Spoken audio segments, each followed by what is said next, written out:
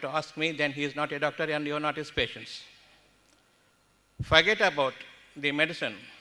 And now I am going to teach medicine from a different angle. It is not a medicine, it is pure common sense. I have my energy to speak and eat, digest, circulate, eliminate, and thereafter retaining my health after proper elimination. Once the elimination is there, I am happy. When the elimination is not there, I am suffering. My order of life is I am breathing, I am drinking, and I am eating. All these things are very much essential in order that I start surviving. The first thing is the breathing. And in the breathing, I must understand that I inhale a lot of ingredients, especially the viruses and bacteria. A child born is so feeble, and 3 months later or 4 months later only the immunity starts developing in a baby. Until such time, mother's immunity is holding her. So how I am developing immunity is because I am inhaling a lot of bacteria and viruses, making it my biological source to provide immunity. That is the reason why I am hale and hearty until 6 or 7 months or 8 months are over. Later on, the first disease I contract is the sneezing.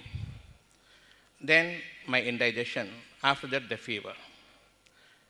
I have in my body the greatest ability to withstand the disease, whatever be the intensity or virulence of the organisms that it enters, that my body allows entry.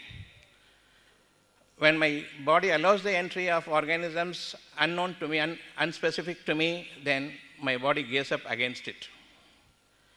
For my normal activity like water, air, food to digest and my activity to speak and move about, for normal activity, what I require is the heat energy.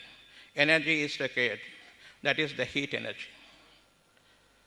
That heat energy is 98.4 degrees for normal activity.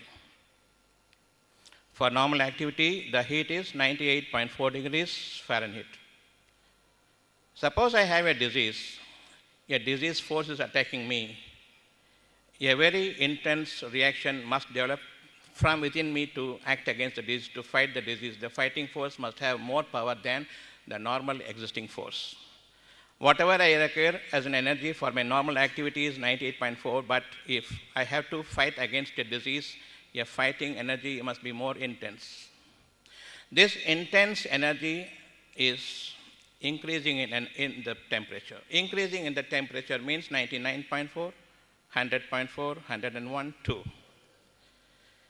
If this is the way I am fighting against the disease, it requires energy, a lot of energy, a very specific and virulent energy against the inimical forces that is acting against me, then my energy must increase in strength. That increase in strength, the energy has to increase, then the temperature has to increase. The temperature and energy are synergistically working. The more the energy, the more the temperature. The more the temperature, the more the energy. So this energy is increasing now to fight the disease.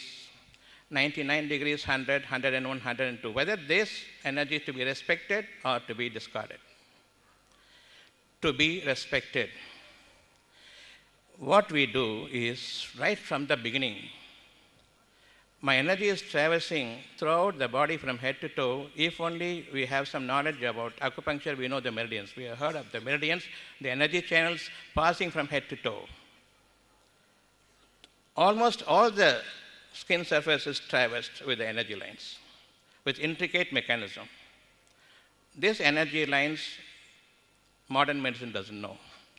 It only sees to believe the things. They must see either microscopically or telescopically. Otherwise, they will not believe. Belief is something that you must feel and believe.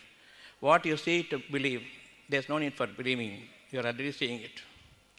Believing means believing in the unseen, understanding, ability, and perceptual quality must be there to believe. Seeing is believing is scientific. There's nothing to believe because you're seeing that. I want to get relieved from some diseases, say for example a kidney disorder, or name a disease that cannot be cured. Deep within my heart it says you must be cured.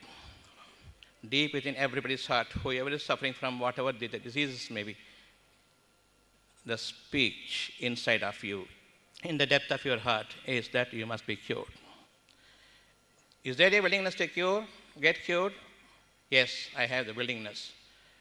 Do you have any way to cure? No way to cure. But how come you are harboring that beautiful interest, that inherent interest, that feel that you must be cured? You have to be believing this. This is your life of tomorrow, not the life of the past. The belief there, the good feeling there, whatever has been, my heart has been blessed with, I have to believe. You have not told me, the doctors have not told me, I go to the doctor, first I want to get relief and then believe. I have that relief and belief in me. That relief is, I am having the belief that I will be okay. That relief is that consolation. First is the consolation. Because there is a feeling in me, I must be cured of my diseases. I believe, and there is a relief in me mentally, all mentally now. I go to the doctor thinking that he is a specialist, he can cure me. He sees all the reports and finally tells it's not possible. You will die. You are in the 3rd grade or 4th grade. You will live for 3 months or 6 months. After that, you will die. Is this for what I come here for? Are you a specialist to give me this message that I will die? My heart says I must be cured. You say you will die. I believe you. If I believe you, what will happen to my inner feeling, inner belief that I was housing before I met you? If I take your word, I am dead on the spot. Yet, I don't take your word. Maybe it causes some discomfort to my heart. I may be worried, but I am not grief-struck to die before you. So this internal feel, the blessing that is there as an inherent nature, that is the inbuilt inherent nature to survive on his own. If he believes, then immunity is not enough. Furthermore, the cosmic energy, the entire universal energy is there to support you. This is very important. A belief is not a metaphysical word. It is very much inherent.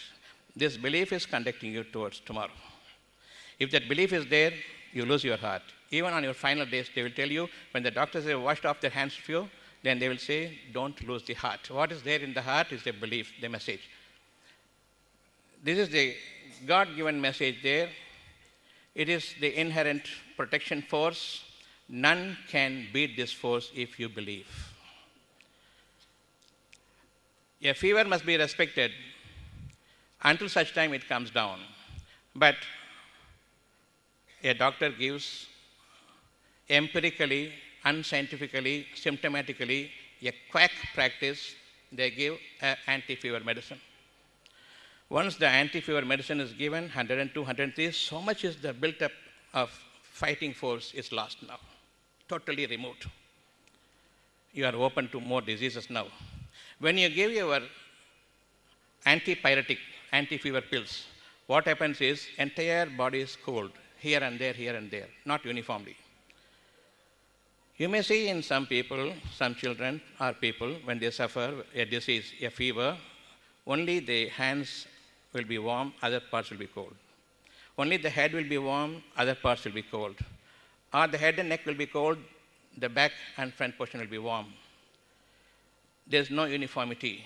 All the vessels, the energy channels are blocked because of inadvertent use of anti-fever medicines. Once the body is cold, when so much is the height of temperature, the body is cold, it is not cooled uniformly, temporarily here and there. We have a brain here divided into two halves. The center of the brain, the front portion is active for your motor activity, and back portion is for sensory activities.